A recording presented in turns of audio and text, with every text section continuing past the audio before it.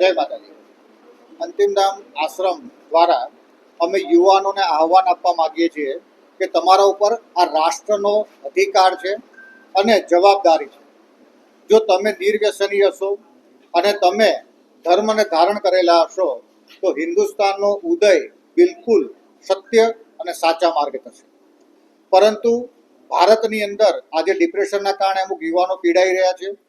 એને નિવેદન છે કે ધર્મ સાથે જોડાઓ અને ગૌ સેવા સાથે જોડાઓ, કારણ કે ગાયની સેવાથી જ આપણા જીવનનો ઉદય થશે.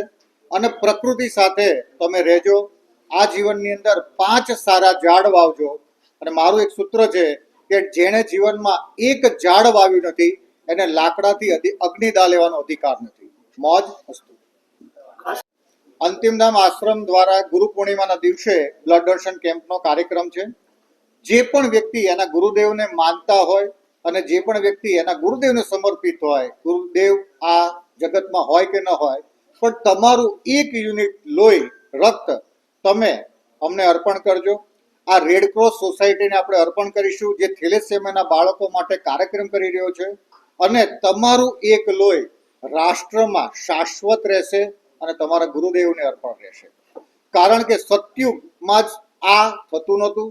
सतयुग त्रेता और कल था इससे अनजान, कलयुग में होता है सिर्फ रक्तदान. तो આ રક્તદાનનો લાવો તમે આ કલયુગમાં લેજો અને તમારા જીવનને ધન્ય બનાવજો. ભારતની દીકરીઓ જે દુર્ગાનું સ્વરૂપ છે એ કોઈના કોઈ કારણથી અત્યારે એ કોઈ રોંગ ટ્રેક ઉપર જઈ રહી છે. એ દીકરીઓ જો હિન્દી સંસ્કૃતિઓના જે પણ સનાતન નિયમો છે એનું પાલન કરે અને પોતાના પરિવાર સાથે થોડોક સમય ગાળે તો આપણે પાછી સનાતન સંસ્કૃતિને ઉજાગર કરી શકીશું.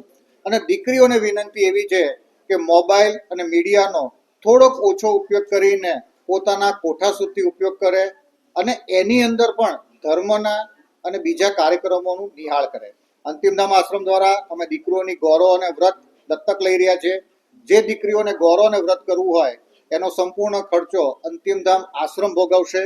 કારણ કે આ દીકરીની અંદર ધર્મની સ્થાપના રહે અને દીકરી 20 વર્ષ પછી આપણે એના માટે કોઈ ઘર વાપસીના કાર્યક્રમ ન કરવા પડે, એ અમારું મુખ્ય ઉદ્દેશ છે.